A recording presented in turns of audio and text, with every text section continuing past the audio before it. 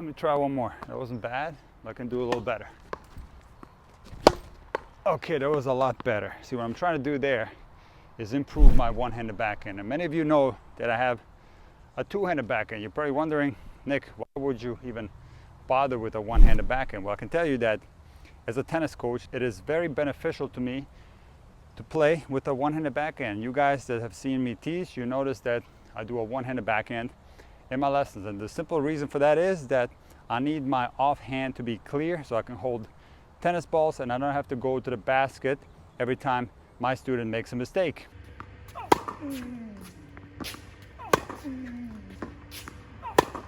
So over the last 30 years or so, I've hit one-handed backhands during lessons, and it is a decent shot, but it's by no means as good as my two-handed backhand. It is not a high-level shot. If I played a match against an opponent of a similar level as me, there's absolutely no way I could use my one-handed backhand. It's simply not good enough for the higher level.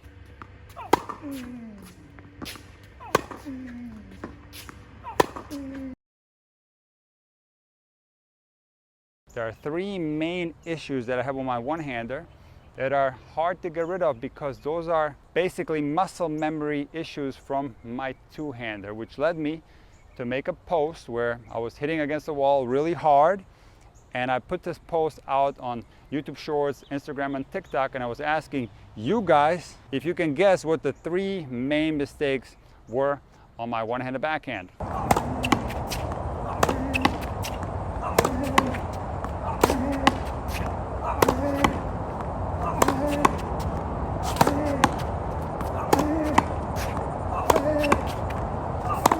And this post did really well. I got tons of comments. There were hundreds of them, and there was only one person that got it right, and that is Emir Murselovic. The things that I need to work on my one-handed backhand is the grip, the non-hitting arm extension, and the follow-through. And I'm going to explain in great detail why I do things a certain way on the one-hander and how I can improve these things, and maybe this can be valuable to you as well. But another person called Crunch Time Eats commented that there's absolutely nothing wrong with my one-handed backhand, and it's more of an old school one-hander like Michael Stich. And there's a little bit of truth to that, but I want to clarify that my one-handed backhand is nowhere near Michael Stich. He had one of the best one-handed backhands in the history of tennis, and my one-handed backhand is not even at the high level. So while there is some truth in the way I hit my one-handed backhand, that is more like a classic shot, but by no means is it good enough to be compared with some of the legends of the game. So let's get into the three main technical deficiencies that I have on my one-handed backhand. And before I forget, I did not get a chance to read all the comments. There were hundreds of them. So if I'm forgetting somebody that guessed all three right, I apologize. I simply did not see your comment. A lot of you guys guessed 2 out of 3 right or 1 out of 3, but I only found one person that got all 3 things correct. So let's get on to the issues that I'm having on my one-hander. So issue number 1 is basically a muscle memory problem from the two-hander. See, when I hit my two-handed backhand, my right hand is in a continental grip. So naturally, when I hit a one-handed backhand, I like to be in that same grip. It's just a comfort level that I have simply because I've hit millions of two-handed backhands, and I'm really uncomfortable going to the Eastern grip. Is a continental grip wrong on the one-handed backhand? Not necessarily. You can definitely hit a good one-handed backhand with a continental grip, but it's not as good as the Eastern grip, simply because if you look at the way the hand is positioned, the thumb is more underneath the racket when you hold it in an Eastern grip, and now it's going to be a lot easier to go up. While in a continental grip, your hand is literally right on top of the racket. There's nothing underneath, and now it's going to be a lot more difficult to go up and create that vertical swing path that's so necessary for topspin.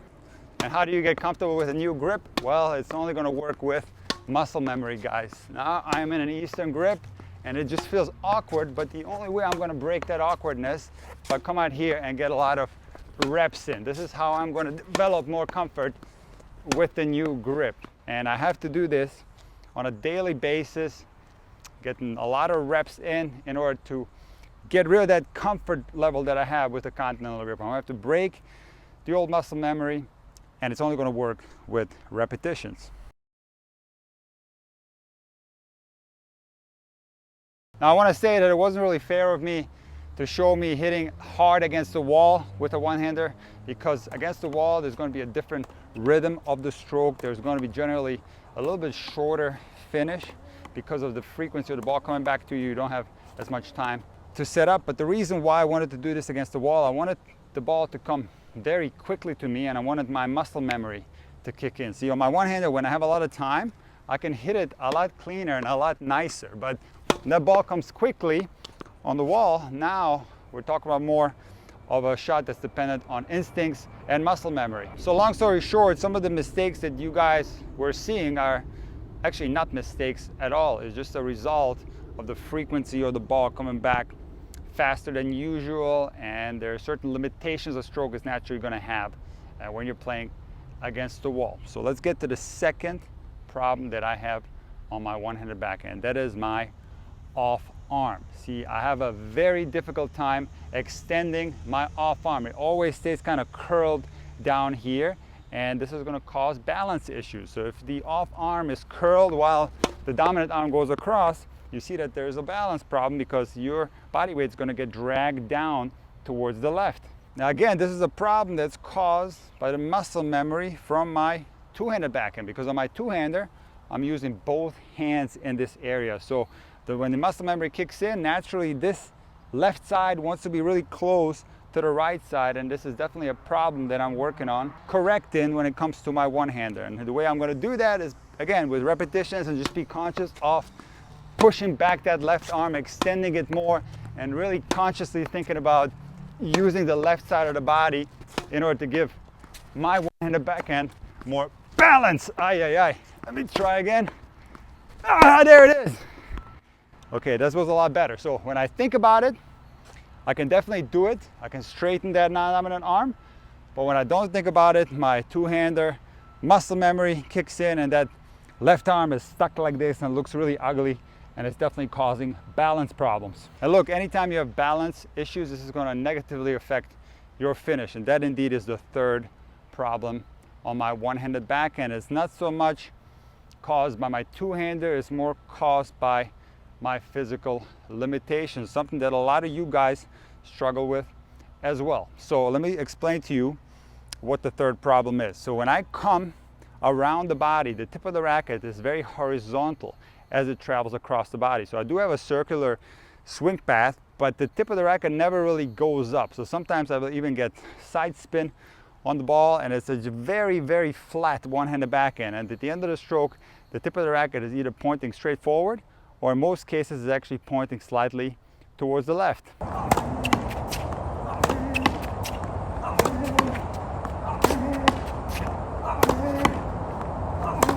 Now this is an old school one-handed backhand characteristics. There has been some players from back in the day that have struck the backhand like this, extremely flat with the tip of the racket more pointing towards the left. Now why is this wrong? Well, it's not necessarily wrong. I can hit my backhand pretty good the way I hit it, but the issue is going to be when I start getting close to my max power.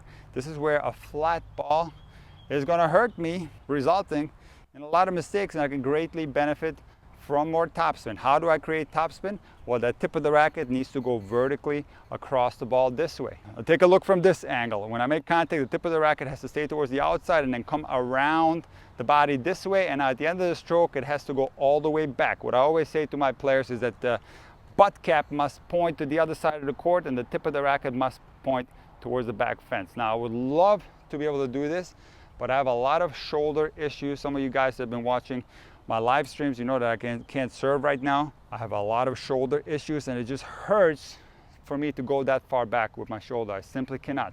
So because of my physical limitations, the best finish that I can accomplish from my one-handed backhand is when the tip of the racket is pointing forward. I not only have a hard time going back with my arm, but I also have a hard time going up with my arm. So I can't get my arm to go very high, again caused by problems in my shoulder. Now what can I do about my physical limitations? Well, there's some things that I can do to improve the range of motion, and I can do treatments to heal my shoulder, no doubt about that. But what needs to improve on my one-handed backhand is the ability to hit the ball as hard as I want to, and I'm only going to be able to do that if I apply more of a topspin swing path. And this is where the Topspin Pro comes in very handy, where I can practice the proper swing path. I can first of all get into that Eastern grip and build the muscle memory that way, and now I can just practice having the tip of the racket go up and around the ball. See the ball spinning? That's how topspin is created. For anyone that's interested in getting one of these, click the link in my description. This is a product that I highly recommend because it teaches players the correct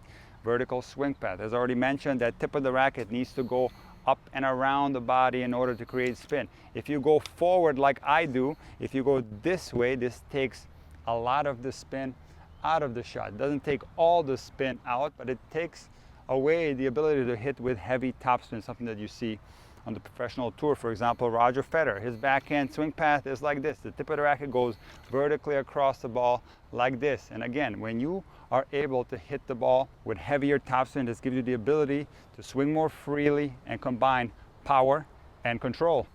The Topspin Pro is a great tool to learn this heavy topspin swing path, but another thing that you can do as a progression is try to hit the ball very slowly, because here you can control that tip of the racket a lot more. You can control that vertical swing path, and now gradually, as you start speeding up your shot, hopefully the body remembers this movement, that you get a more topspin on your one-handed backhand. It's exactly what's happening to me as I was demonstrating this drill.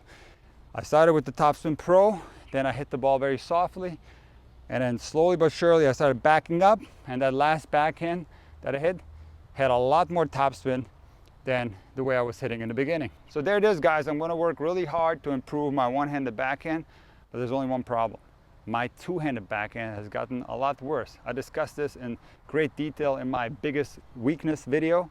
And what happened with my two-handed backhand is, because I don't play anymore, I don't play tournaments, I barely play any practice matches. I've been doing a lot more of that now. That's why I'm so interested in improving my technique. But because I've been teaching so much for the last 10 years and barely playing, the muscles in my off arm have atrophied. And also the fact that I haven't been hitting a lot of two-handed backhands have turned my once greatest strength into my biggest weakness. So for that reason, my one-handed backhand will have to suffer a little bit, because I'm in the process of getting my two-hander back.